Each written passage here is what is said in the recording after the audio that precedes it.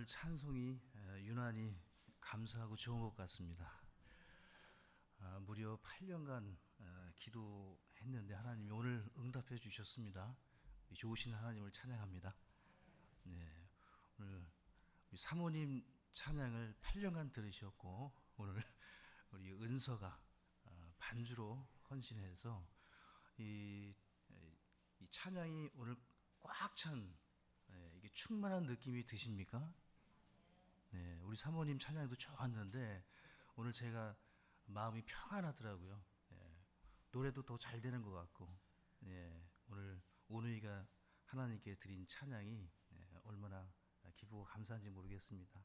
예, 우리 주님께서 우리 성도님과 함께 하셔서 늘 찬양과 감사가 우리에게 가득 차기를 간절히 소망합니다. 제가 이제 목회하면서 설교한 지도 꽤 된 것 같은데요. 요즘 그런 생각을 많이 해봅니다. 여름 수양회를 우리 성도님들과 재밌게 다녀온 뒤에 이 복음서를 읽어보시면 우리 주님께서 말씀을 전하시면 주위에 몰려든 우리 세리들, 뭐 가난한 분들, 또 부유한 분들 다 군중들이 오는데 그 말씀을 즐겁게 들었더라, 이런 말씀이 복음서에 많이 나와요. 그래서 말씀을 전하면 그 듣는 분들이 같이 호흡을 하면서 반응을 하면서 즐겁게 그 말씀을 들었습니다. 그래서 목회를 하면서 어려움도 있고 갈등도 있고 또 참 풀지 못하는 불가능처럼 보이는 일들도 있지만 주님께 예배드릴 때는 우리 성도님과 같이 즐겁게 전하는 자나 듣는 자나 즐겁게 말씀을 듣는 그런 목회를 하고 싶다, 이런 생각을 하고 있습니다. 그래서 오늘 어떤 마음으로 오셨든지 다 내려놓으시고 말씀에 집중하시고 그 말씀으로 기쁘고 즐거워할 수 있는 그런 시간이 되시기를 바랍니다. 이 시간 다 함께 일어나셔서 요한복음 21장 25절 우리 한 절 말씀 같이 읽고 기도하고 말씀을 듣겠습니다. 요한복음 21장 25절입니다. 예수님께서 행하신 다른 일들도 많으므로 만일 그것들이 낱낱이 기록된다면 세상 그 자체도 기록된 책들을 담을 수 없을 줄로 나는 생각하노라. 아멘. 하나님 아버지, 사도 요한이 기록한 이 말씀을 중심으로 우리 주께서 3년 반 동안 지상에서 사역하시면서 그 모든 이적과 기사들을 낱낱이 기록한다면 이 세상이라는 도서관에 주님과 관련한 그 일들을 기록한 책들을 두기에도 다 담을 수 없을 정도로 주님께서 많은 기적과 이적을 행하셨음을 믿고 감사를 드립니다. 그 가운데 주님, 사도 요한이 선택한 7개의 본문을 2주에 걸쳐 나누고자 하오니 주의 성령께서 도와주시고 이 말씀의 영적 의미와 교훈들을 잘 배우고 우리 삶에 적용하며 힘을 얻을 수 있도록 주의 성령께서 도와주시옵소서. 우리의 마음속에 믿음으로 이 말씀을 받게 하시고 주님을 더욱 사랑하며 교회와 성도들을 섬길 수 있는 그런 은혜를 베풀어 주시옵소서. 부족한 종 십자가 뒤에 감추어 주시고 오직 하나님의 영광만이 드러나는 귀한 예배 시간 되게 해 주시옵소서. 예수님의 이름으로 기도합니다. 아멘. 지난 3주에 걸쳐서 요한복음에 기록된 예수님의 자기 계시 7가지, 그래서 영어로 하면 I am statement라고 해서 우리말로 번역하면 7 진술문, 이렇게 해서 예수님이 내가 그니라, 내가 바로 그니라, 하나님께서 사람이 되신, 하나님께서 육신을 입고 이 땅에 내려오셔서 내가 곧 그라고 하신 자기 계시에 대해서 7가지를 보셨습니다. 여러분, 7은 하나님의 수로 완벽을 의미합니다. 완전을 의미해요. 그래서 요한복음에는 하나님의 아들이신 예수님의 신성을 드러내기 때문에 7에 관련된 숫자가 굉장히 많이 나옵니다. 그래서 그 I am도 7번이죠. 또 기적도 오늘 보실 텐데 7번입니다. 네 번째 기적을 중심으로 앞에 세 가지 기적은 어떻게 구원을 받는지, 그 기적을 통해서 하나님이 구원 주시라는 사실을, 그분을 통해 어떻게 구원을 받는지 세 가지 기적 오늘 보실 텐데 그걸 알려주시고, 그 네 번째 기적 이후에 이제 구원받은 하나님의 자녀들에게 어떤 은혜와 기적을 베푸시는지, 그 나머지 세 가지는 다음 주에 이제 보시겠습니다. 그래서 요한복음을 이렇게 읽어 나가시면은 좋은 것들도 있지만 여러분 불가능한 것 7가지도 요한복음에 나와요.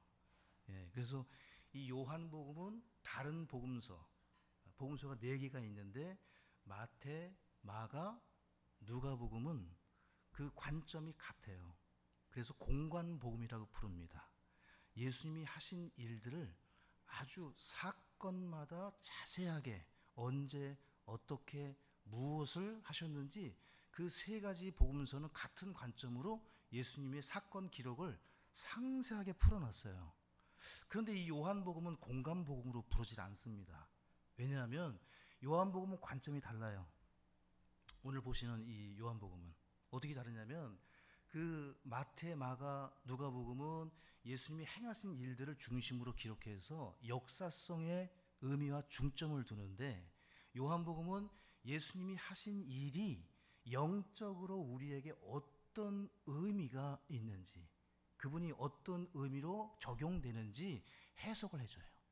그래서 요한복음에는 다른 복음서에 기록된 사건들처럼 자세하게, 좀 상세하게 그 기록은 안 하지만 그 영적인 의미, 예를 들어서 예수님이 소경의 눈을 뜨게 하시고 보게 하셨을 때 다른 복음서들은 그것을 언제 어떻게 하셨는지 자세하게 기록해놨는데, 요한복음은 그걸 통해서 예수님이 빛이시고 영적인 생명이시고 우리에게 참빛을 주시는 분으로 영적인 의미를 드러내요.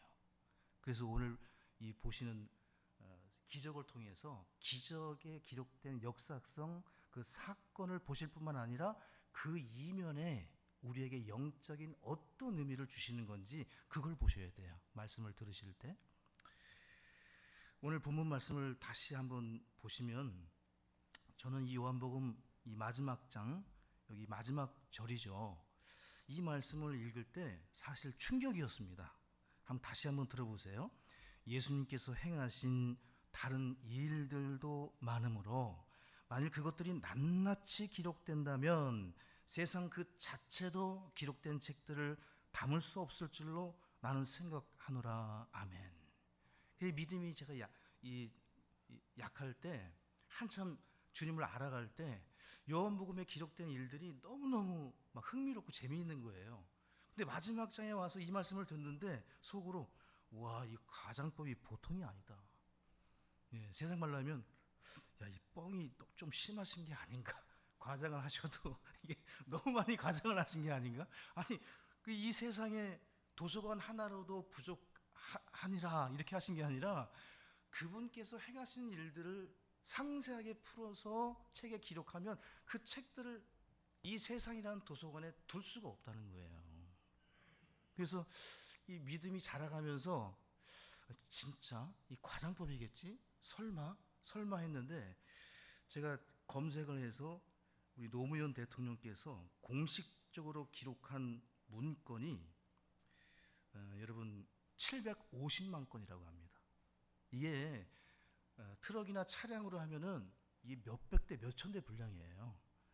근데 이명박 대통령께서는 공식 기록만 1088만 건입니다. 우리 박근혜 대통령, 문재인 대통령, 이 문재인 대통령은요 훨씬 더 많아요. 얼마나 열심히 일하셨는지 그 기록 건수가. 그러니까 공식적으로, 비공식이 아니라 공식적으로 남긴 기록만 1000만 건이 넘는다는 거예요. 이게 5년 임기 동안에. 근데 예수님이 3년 반 동안에 행하신 일들을 오늘은 어디에 비를 내리고, 오늘은 저쪽 참새를 떨어뜨리고, 오늘은 천둥과 번개를 저 지구 반대편에 보내고, 그러니까 하나님은 지금 지구상에 일어나는 모든 일들을 어떻게 하시는 거예요? 전부 다 하시는 겁니다. 아멘. 그러니까 이 사도 요한이 주님이 행하시는 일들을 다 기록할 수가 없다는 거예요. 예. 근데 이 기록을 다 하셨는데 사도 요한이 그 수많은 기적과 이사들 중에 몇 개를 뽑은 겁니까? 7개를 뽑은 거예요. 그래서 7개의 기적을 잘 숙지하시고 익히시면 우리가 인생을 살아가는 데 있어서 완벽하게 우리의 문제가 해결될 줄로 믿으시기 바랍니다. 우리 요한복음 20장 30절과 31절로 함께 보시겠습니다. 이 수많은 이적과 기사들 중에 7개를 뽑아서 요한복음에 기록을 했는데 그 목적이 무엇이냐 이거죠. 이 말씀을 기록한 목적이 30절과 31절 같이 읽습니다. 진실로 예수님께서 자기 제자들 앞에서 이 책에 기록되지 않은 다른 표적들도 많이 행하셨으나 이것들을 내가 기록함은 예수님께서 하나님의 아들 그리스도이심을 너희가 믿게 하려 하며 또 믿고 그분의 이름을 통해 생명을 얻게 하려 함이니라. 그래서 이 말씀을 읽고 기적을 듣고 이 기적을 묵상하고 하나님께 나아가면 영생을 얻습니다. 요한복음을 읽으면 구원을 얻습니다. 풍성한 생명을 얻는 비결이 이 책에 기록되어 있어요. 그 가운데 사도 요한이 7개를 뽑은 것입니다. 여러분, 우리가 복음을 전하다 보면 예수님을 믿으라고 하는데 믿지를 못할 때가 있어요. 그런 분들에게 우리 한 번 더 권면을 해야 돼요. 요한복음을 한번 읽어보라고. 요한복음을 통해서 하나님이 어떠한 분이신가를 한번 직접 확인해 보라고. 그분이 어떠한 분이신지, 어떠한 이적과 어떠한 기사들을 행하셨는지 실제로 성경 말씀을 읽어보라고. 여러분, 요한복음 14장 11절을 보세요. 이게 제가 한 말이 아니기 때문에 한번 찾아보겠습니다. 우리 주님께서도 주님이 말씀을 증거하고 내가 근이라 해도 유대인들이, 바리새인들이, 사두개인들이 믿었습니까? 태반이 안 믿었어요, 예수님을. 근데 주님께서 얼마나 답답하셨는지 14장 11절 같이 읽습니다. 내가 아버지 안에 있고 아버지께서 내 안에 계신다는 내 말을 믿으라. 그러지 못하겠거든 바로 그 일들로 인해 나를 믿으라. 두 가지예요. 우리가 성경 기록을 통해서 복음을 전할 수 있습니다. 그렇게 하셔야 돼요. 강력한 증거는 하나님의 말씀입니다. 그 이후에 이 사람에게 믿음이 생기지 않고 도저히 못 믿겠다 하면 주님이 행하신 일들을 얘기해 줘야 돼요. 기적들을 얘기해 줘야 돼요. 38년 된 병자를 고치시고, 날 때부터 눈먼 자를 고치시고, 파도와 태풍을 이기시고 물 위를 걸어오시고, 병을 고치시고 이 세상을 다스리시는 그분의 놀라운 이적과 기사를 전해줄 때 그 일들을 보고 믿을 수 있기 때문에 주님이 그렇게 말씀을 하신 겁니다. 그러므로 우리는 복음을 전하다가 낙심해서는 안 됩니다. 다시 한번 그분이 어떠한 분이신지, 그분이 기적의 주인공이시고 기적과 이사를 지금 이 시간에도 베푸시고 여러분과 저를 너무너무도 잘 아셔서 우리를 고치시고 치유하시고 변화시킬 수 있는 분임을 믿을 수 있습니다. 그래서 오늘은 7가지 중에 3가지를 보실 텐데요. 본문을 좀 읽어 나가겠습니다. 여러분, 첫 번째 기적입니다. 가나의 혼인잔치인데요. 요한복음 2장 1절부터 11절에 기록되어 있습니다. 이건 성경에 기록된 첫 번째 기적이에요. 예수님이 앞서서도 수많은 기적을 행하셨겠지만 요한이 뽑은 첫 번째 기적입니다. 물을 포도즙으로 혼인잔치집에서 바꾸신 기적인데요. 이 기적은 하나님의 영광을 나타냈습니다. 그리고 그 결과는 11절에 보시게 되면은 제자들이 그분을 믿게 된 것입니다. 그래서 본문을 이해하기 위해서 1절부터 제가 읽으면서 조금 설명을 하겠습니다. 셋째 날 갈릴리 가나에서 혼인 잔치가 있어 예수님의 어머니도 거기 있었고 예수님과 그분의 제자들도 혼인 잔치에 초대를 받았더라.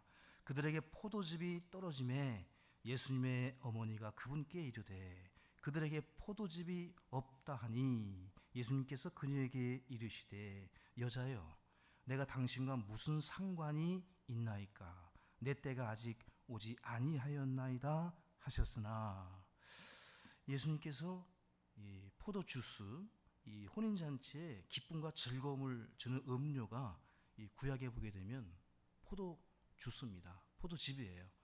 지금 이 장면은 여러분이 성경을 잘 보셔야 되는데 유대인의 혼인 잔치에는 여러분 기쁨을 주는 포도즙을 먹지 포도주를 먹지 않습니다. 예수님께서 흥청망청 기분을 업되게 하기 위해서 첫 번째 베푸신 기적이 술을 만드신 기적이라면 우리 주님께서 알코올 중독자를 양산하시는 분이 되는 거예요. 예. 그 기쁜 날 사람들로 하여금 좋은 술을 먹이신 게 아니라 그들에게 좋은 포도 주스를 주신 거예요. 여기 예수님의 모친 마리아는 예수님이 누구신지 잘 알고 있었어요. 그래서 지금 전혀 상관이 없는데 지금 혼인잔치집에 혼주도 아니고 예수님이 초대받아서 오신 분인데 예수님에게 부족한 포도즙을 만들어 달라는 거예요. 예, 이 마리아의 월권입니다. 예, 왜냐하면 지금 자신의 아들이 누구신지 알았고 그 수많은 기적과 이적을 행할 수 있는 능력이 있는 그런 권능이 있는 아들인 것을 아셨기 때문에 이 절호의 찬스이지 않아요? 혼인잔치 이때 당신이 누구인지 예?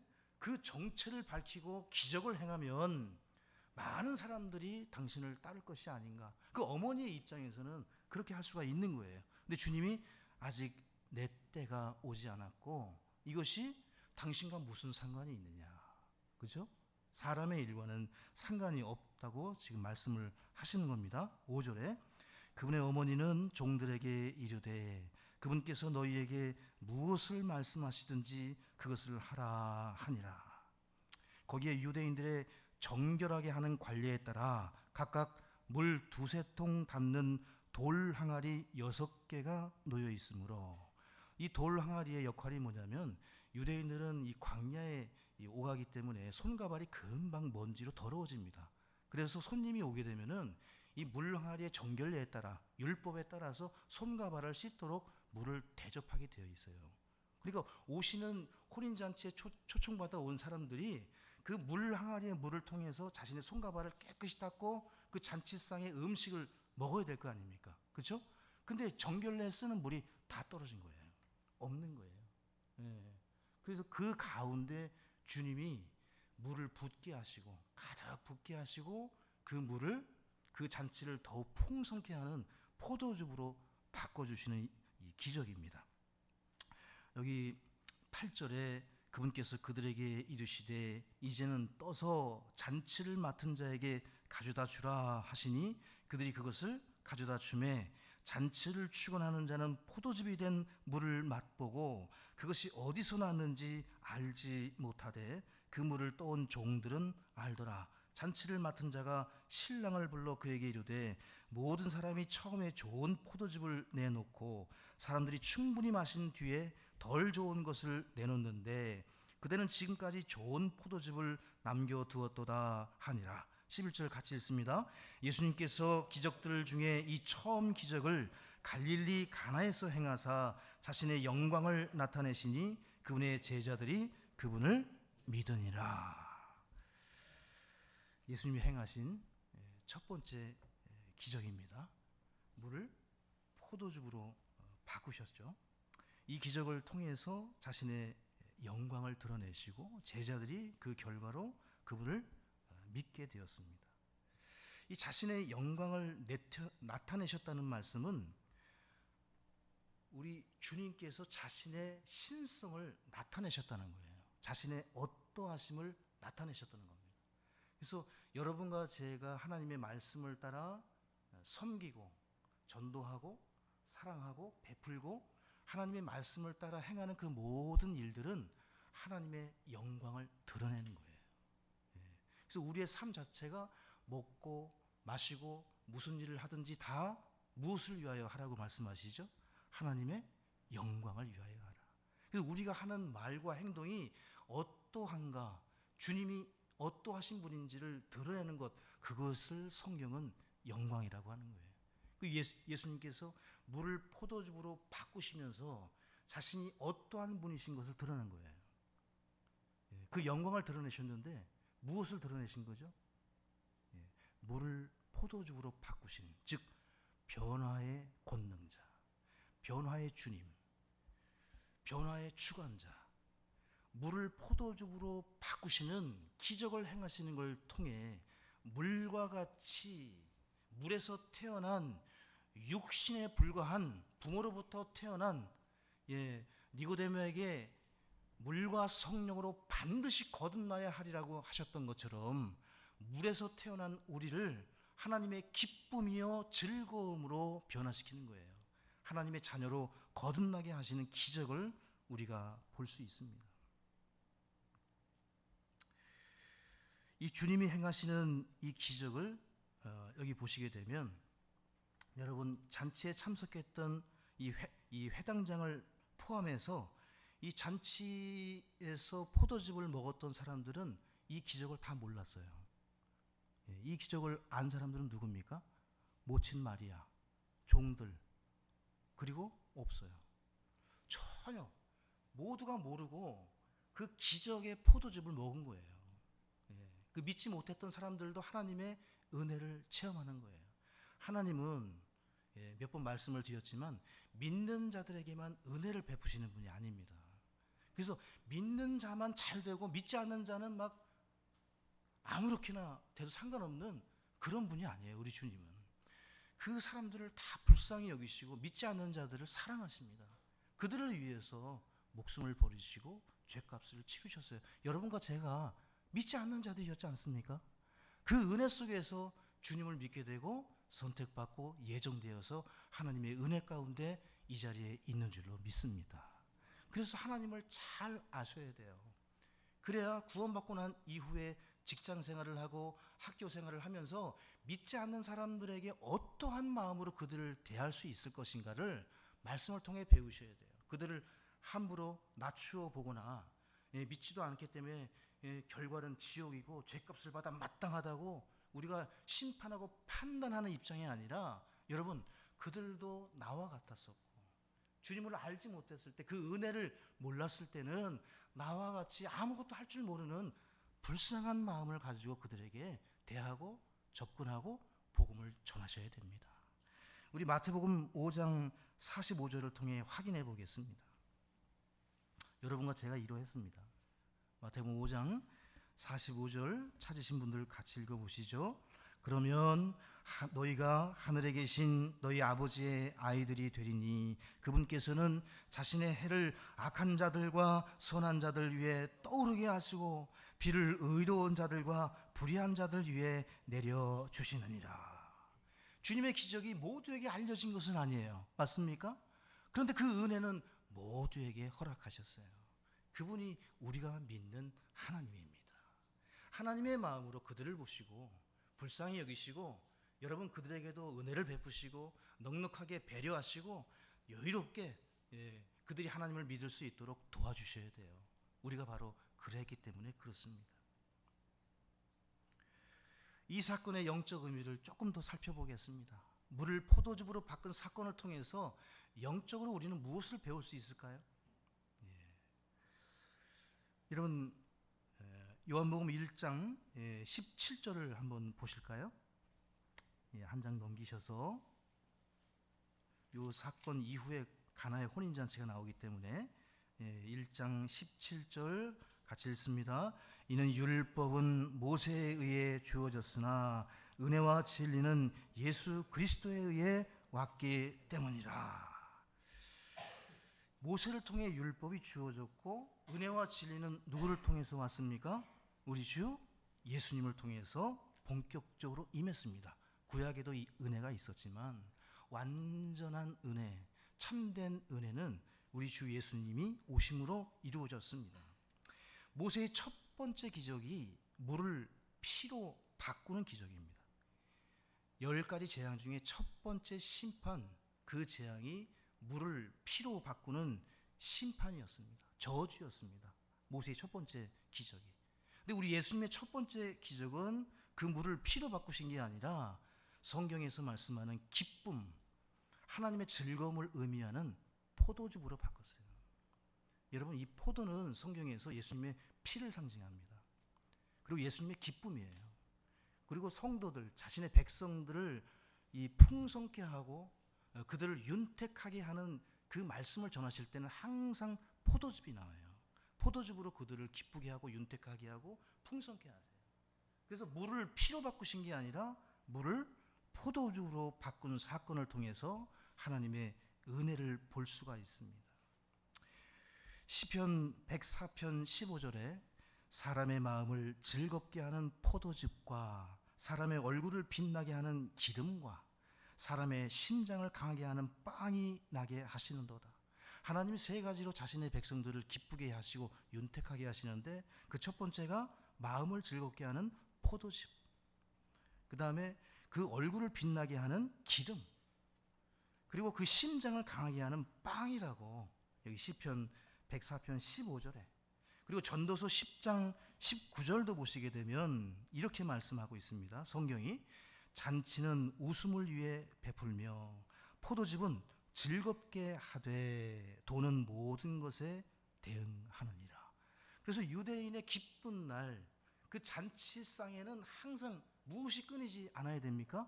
세 가지: 포도즙, 기름, 빵.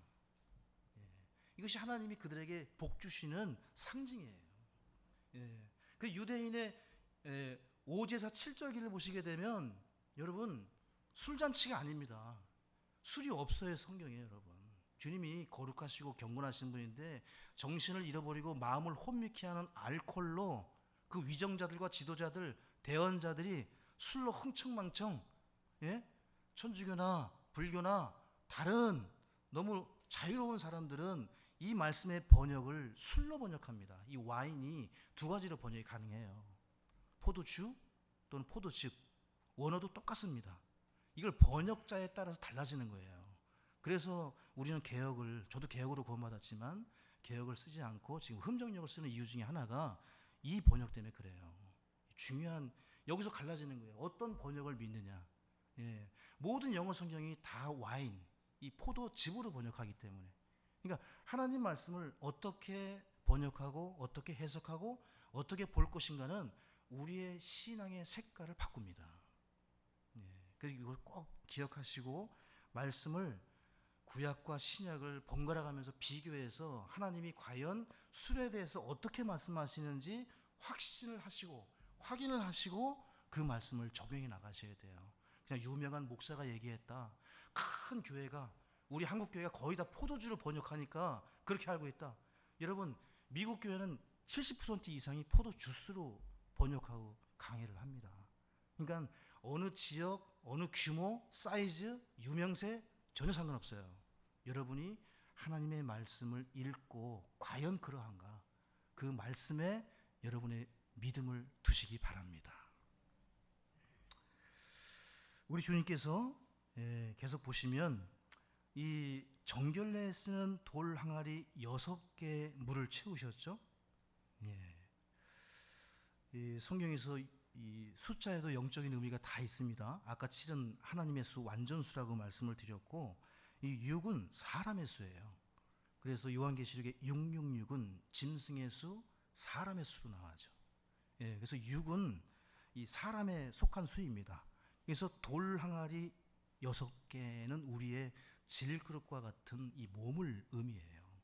그래서 우리 몸 속에 주님이 있는 물을 포도즙으로 바꾸셨듯이 지금 여러분과 제가 구원받을 때 하나님께서 우리의 몸, 돌 항아리를 바꾸지 않으시고 돌 항아리, 우리 몸 속에 있는 물을 포도즙으로 바꾸듯이 우리의 영과 혼을 거듭나게 하시고 구원받게 하시고 우리의 죽었던 영을 새로운 영으로 바꾸시는 줄로 믿습니다.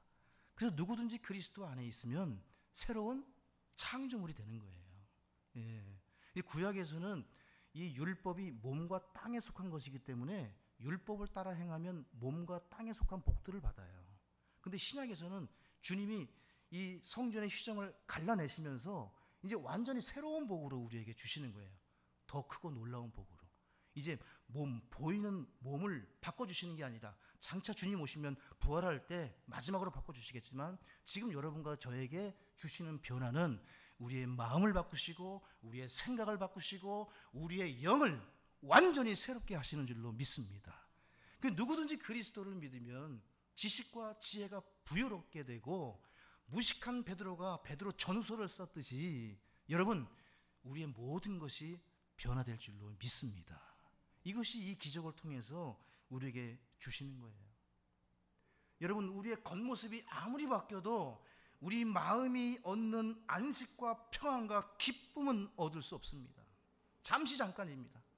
그러나 주님께서 우리의 마음과 우리의 생각 속에 함께 하실 때 우리는 이 세상이 줄 수 없는 평안과 기쁨과 안식과 여유를 갖고 누릴 수 있다고 믿습니다.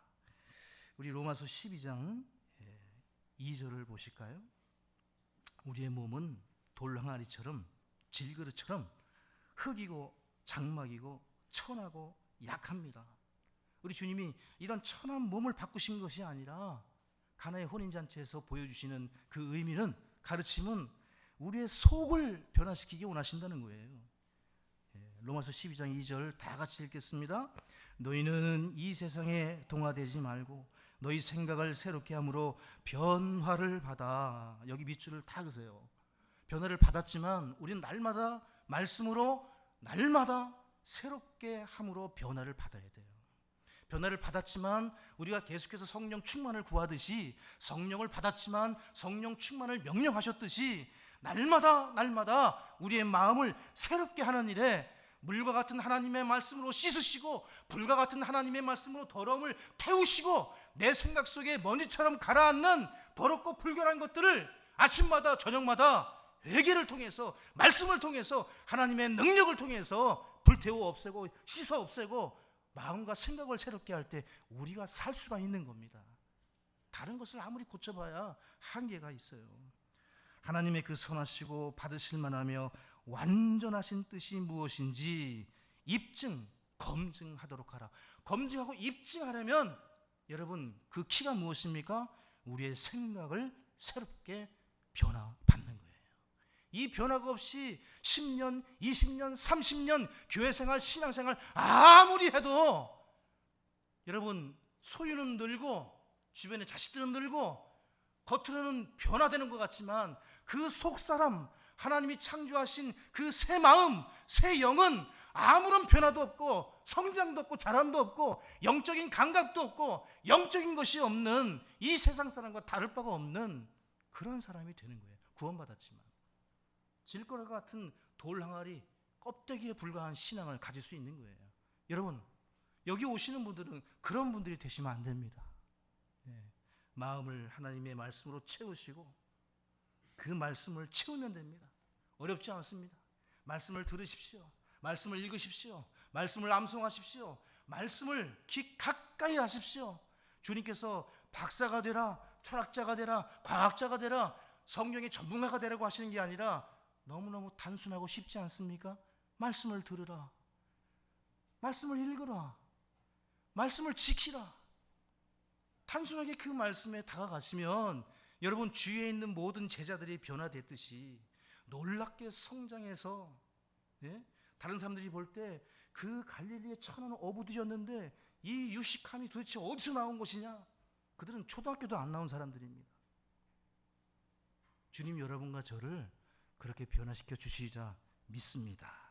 변화의 능력자 그분이 누구십니까? 고린도후서 3장 18절을 다 같이 보겠습니다. 제가 참 사랑하는 말씀 중에 하나인데요. 우리 성도님들도 같이 보시고 이렇게 암송하시고 사랑하시면 좋을 것 같습니다. 고린도후서 3장 18절 또 다 같이 읽어볼까요? 그러나 우리는 다 가리지 않은 얼굴로 거울을 보는 것 같이 주의 영광을 바라보며 같은 형상으로 변화되어 영광에서 영광에 이르렀나니 이것은 곧 주의 영으로 말미암은 것이니라. 주의 영이 어디에 있습니까? 우리의 마음속에. 하시는 일이 무엇입니까? 예수님과 같은 형상으로 변화시키는 일이에요. 날마다 새롭게 변화시키시는 분이 우리 안에 계신 성령님이에요. 그 영으로 말미암아 변화되지 아니하고 그 말이 바뀌지 아니하고 그 행동이 변화가 되지 않는다면 여러분 겉만 바꾸는 정말 육신에 속한 그리스도인으로 남는 거예요. 거기에 남아 계시면 안 돼요. 예배를 사모하고 참된 경배를 드리고자 하고 성도를 섬기고 나누고 내 지갑을 열어서 베푸는 것이 즐거움이 되고 그게 정상적인 영적인 성도입니다. 말씀을 들으려고 하고 만나기를 원하고 기도해 주기를 기뻐하고 기꺼이 기도하겠노라고 응답하는 성도, 교회에서 갈등이 충만하고 불만이 충만하고 원망이 가득하고 비판과 판단이 날카로운 그런 것들이 서는 것이 아니라 모두를 용납하고 사랑하고 받아주고 화목하고 서로 피를 나누진 않았지만 주의 형제요 자매로서 같이 슬퍼하고 기뻐하고 나누고 그러한 교회가 될 것을 소망하고 우리 교회가 그러한 교회라고 믿습니다. 왜요? 변화의 능력자, 가나의 혼인잔치의 주인공 그 주님이 이곳에 우리와 함께 하신 줄로 믿기 때문입니다. 그분이 장차 고린도전서 15장 51절에 약속하신 것처럼 보라 내가 너희에게 한 신비를 보이노니 우리가 다 잠자지 아니하고 마지막 나팔 소리가 날 때에 눈 깜짝할 사이에 순식간에 다 변화되리라. 마지막 순간까지 변화의 주님께서 우리를 변화시켜 주시리라 믿습니다. 그분이 하시는 일이 무엇입니까? 그분은 누구십니까? 변화의 능력자이십니다. 이것이 첫 번째 기적이에요. 두 번째 기적입니다. 어떤 귀인의 아들을 고쳐주시는데요. 요한복음 4장 우리 46절부터 보시겠습니다. 주부의 미스프린트가 되어 있네요. 제가 실수하지 않으려고 하는데 실수를 하네요. 여러분 저를 불쌍히 여기시고 목사님이 오늘 뭘 또 실수하셨나 찾아보시는 것도 재밌으실 것 같아요. 오늘은 자 46절부터 좀 읽으면서 또 본문을 이해해 보겠습니다.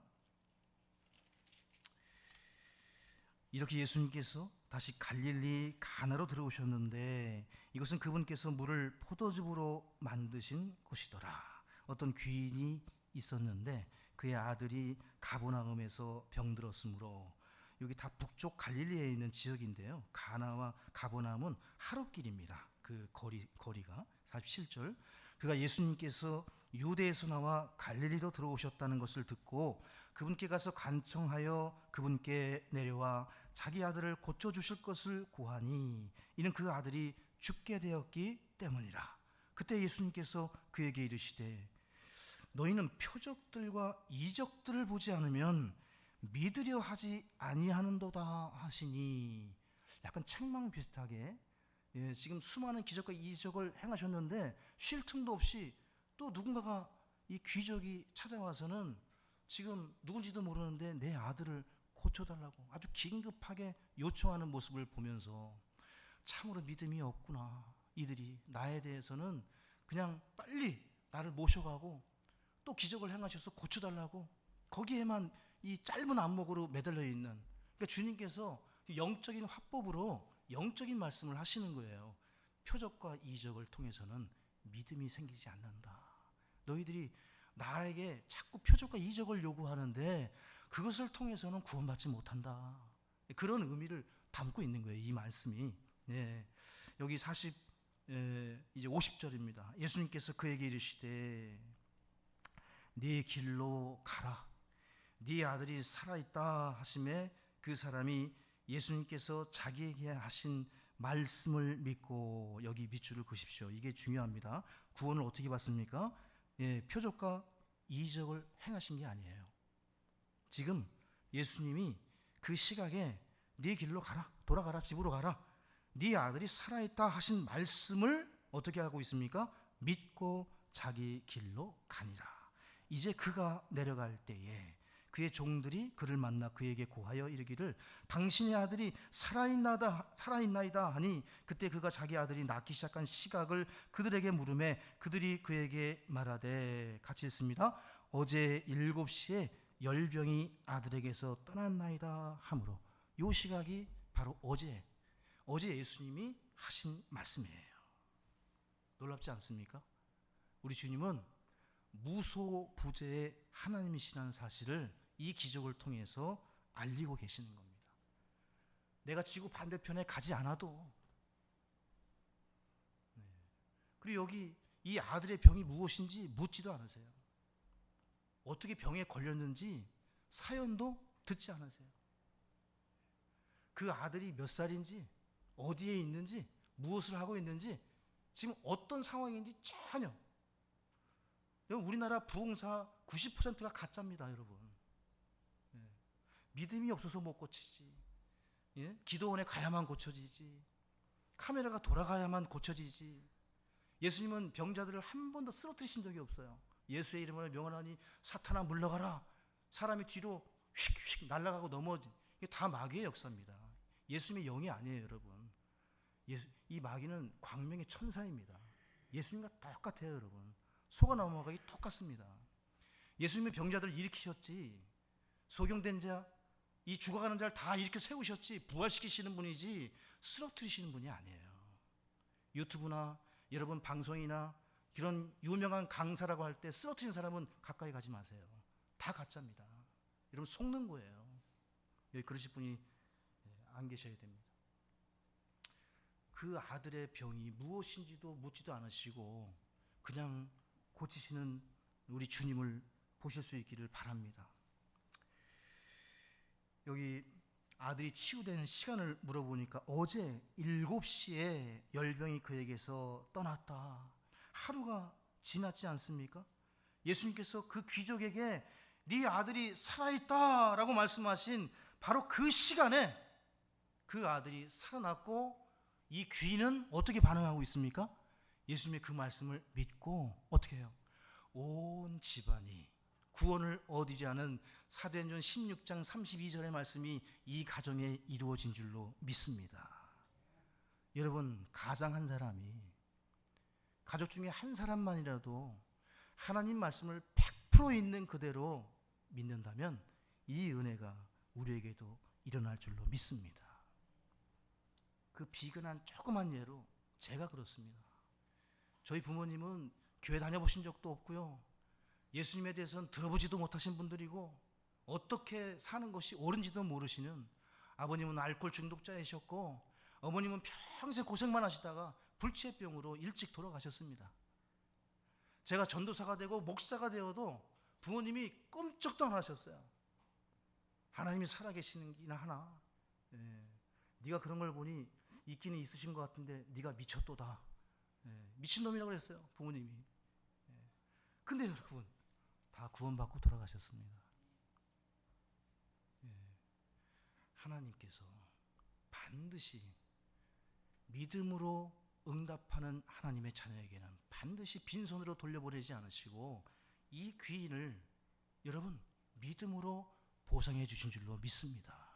바로 그분이 우리가 믿는 하나님이십니다. 우리 주님은 시공간에 제약을 받지 않으시는 무소부재하신 전지전능하신 하나님이십니다. 여러분 다 같이 요한복음 3장 13절을 통해서 확인하겠습니다. 다 같이 보시겠습니다.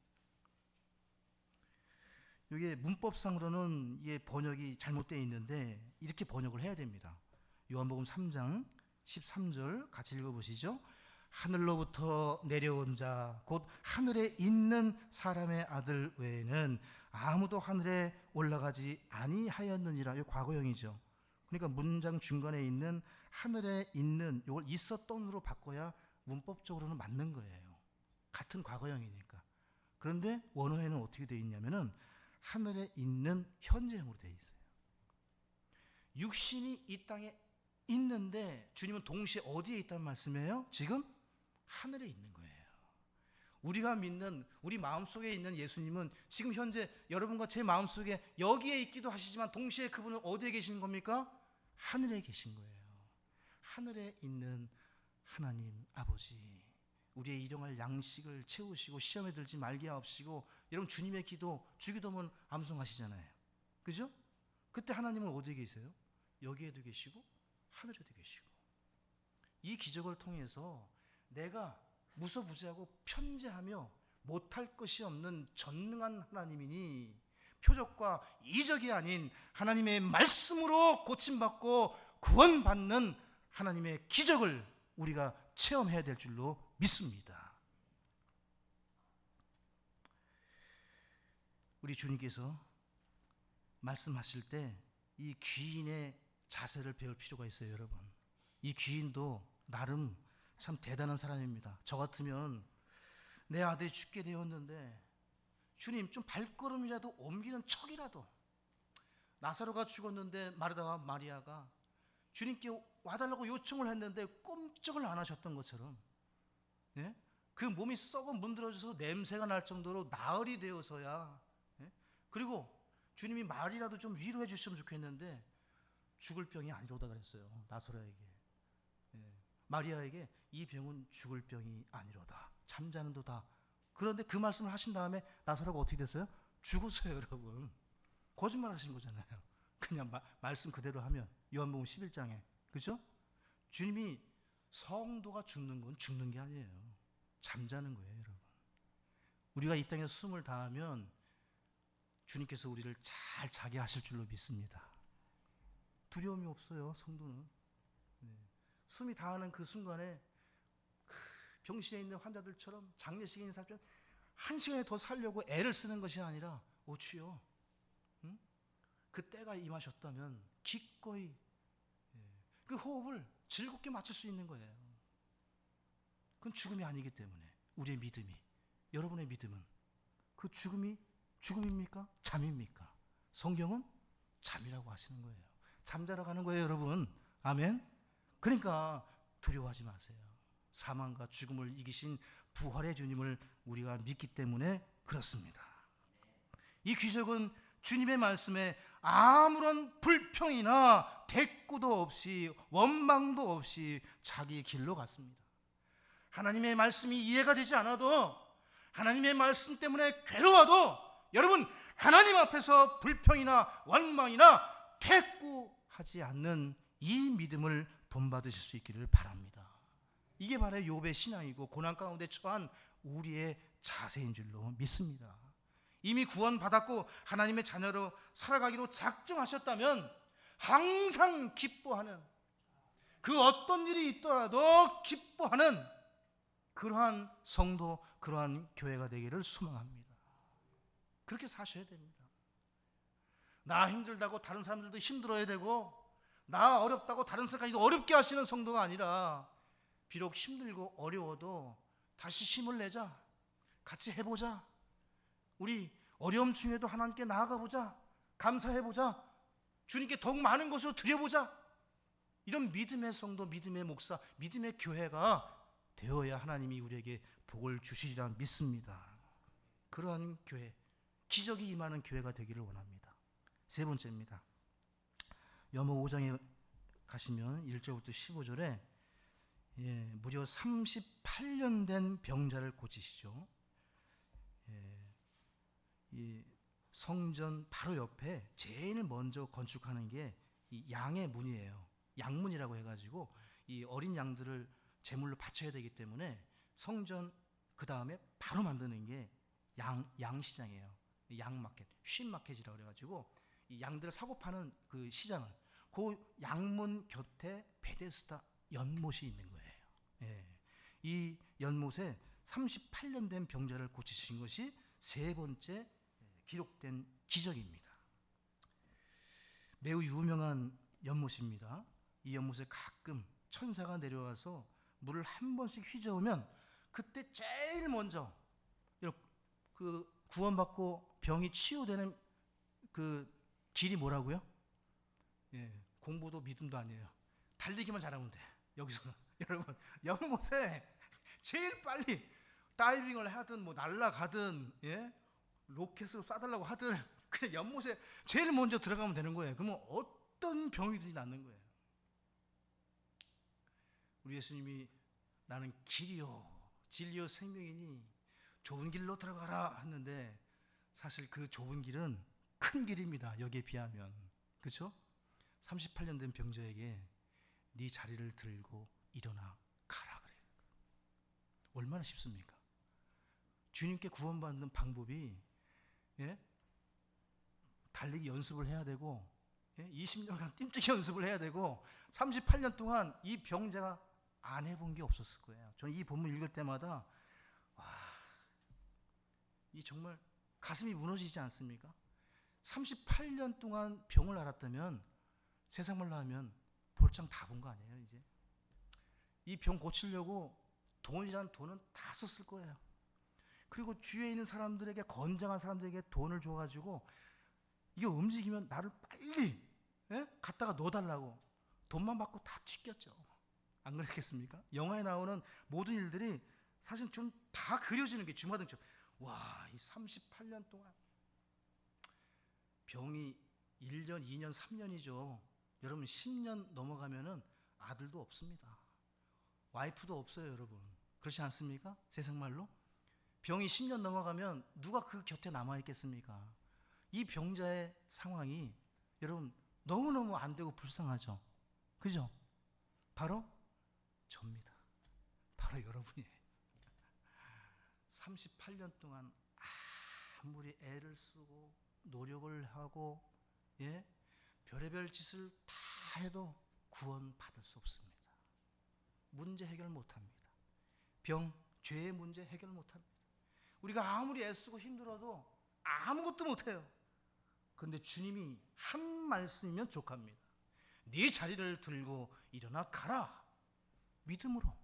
그 말씀 믿었더니 벌떡 일어나가지고 자리를 들고 가는 거예요, 여러분. 예?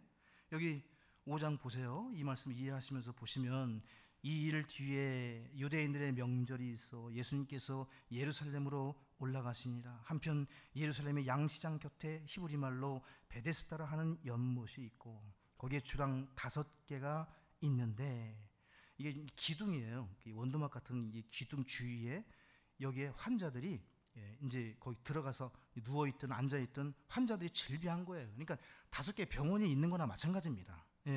성경에서 5은 죽음의 수예요.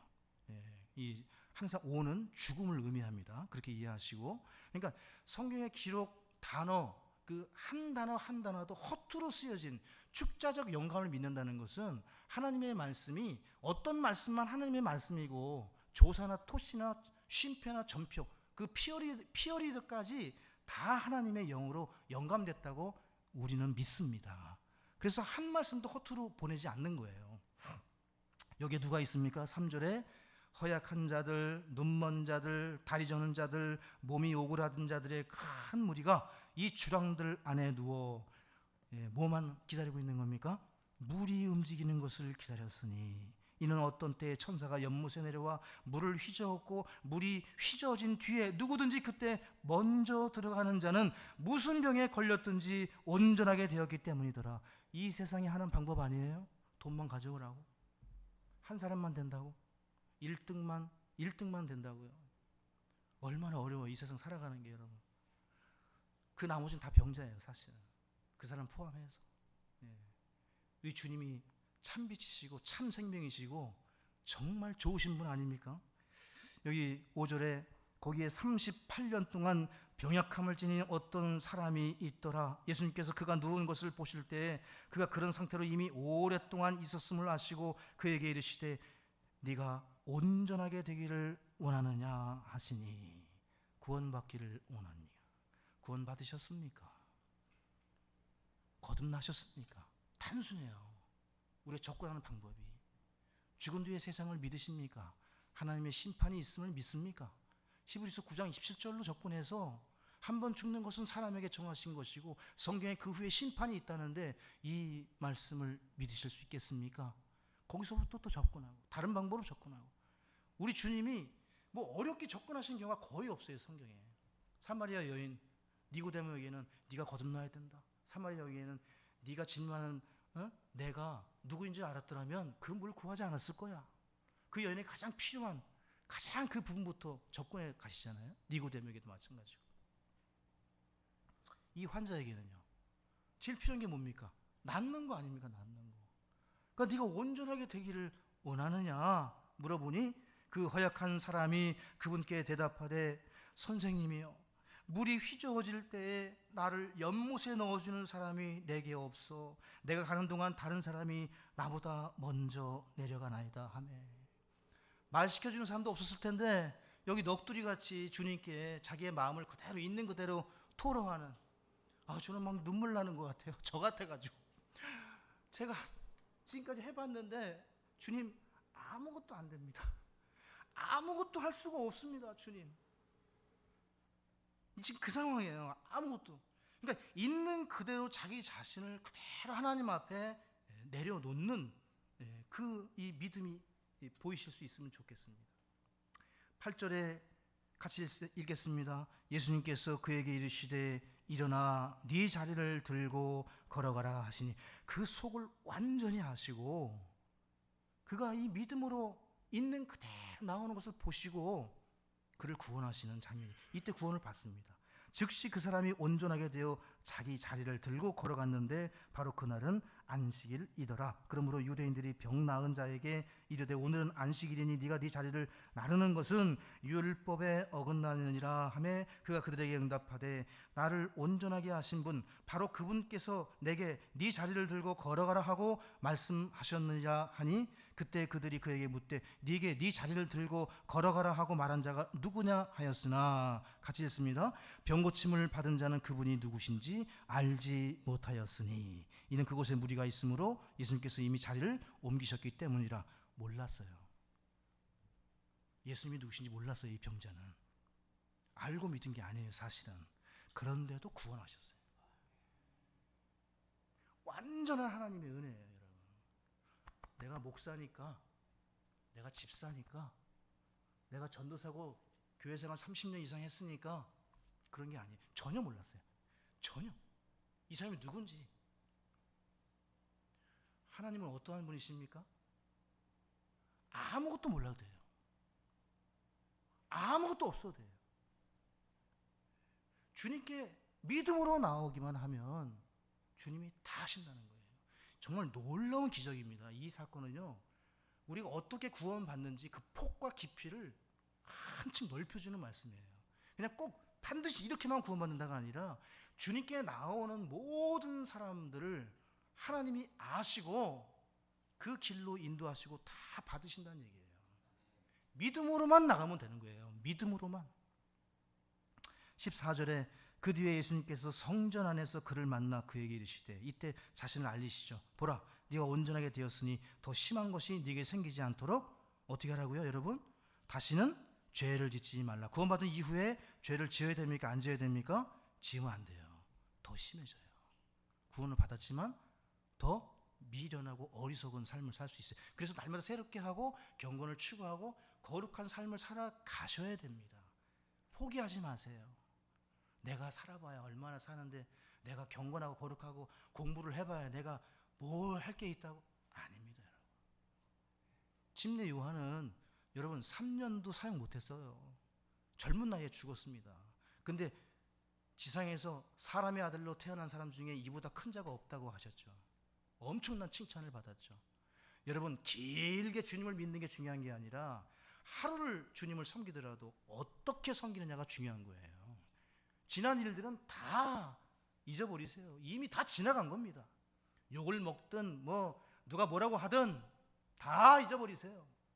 앞으로 남은 것에 초점을 맞추시고 하루를 살든 1년을 살든 주님 앞에 다시 새롭게 나아가시는 여러분과 제가 되기를 소망합니다.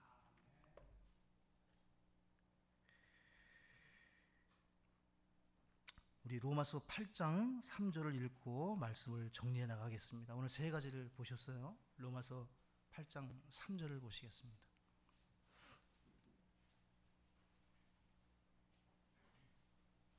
찾으신 분들 같이 읽겠습니다. 율법이 육신으로 말미암아 연약하여 할 수 없는 것을 하나님께서는 하셨나니 그 죄로 인해 자신의 아들을 죄 많은 육신의 모양으로 보내사 그 육신 안에 죄를 정죄하셨느니라. 오늘 말씀을 중심으로 보실 때 여기에 밑줄을 그으십시오. 율법이 육신으로 말미암아 연약하여 할 수 없는 것, 이게 바로 38년 된 병자의 모습하고 똑같은 거예요. 정말 할 수가 없어요, 여러분. 38년 동안 애를 써도 안 됩니다. 평생을 노력해도 구원은 못 받습니다. 안 돼요. 사람은 안 됩니다. 근데 그 일을 하신 분이 누구세요? 주님이세요. 그 병자와 같은 몸으로 내려오셔서 완전한 하나님의 사람으로 100% 인간, 100% 하나님께서 일하신 거예요. 그래서 우리는 하나님이 사람이 되신 참 사람, 참 포도나무이신 우리 예수 그리스도를 통해서 구원받고 영적인 삶을 풍성하게 남은 생애 동안 주님을 즐겁고 기쁘게 섬길 수 있는 이 기적의 삶을 누릴 수 있음을 확신하고 믿습니다. 오늘 이 세 가지 기적의 말씀을 통해서 다시 힘을 얻으시고 새로운 마음, 새로운 영으로 주님을 섬기시는 우리 모든 성도님들 다 되시기를 주님의 이름으로 축원드립니다. 하나님 아버지 감사합니다.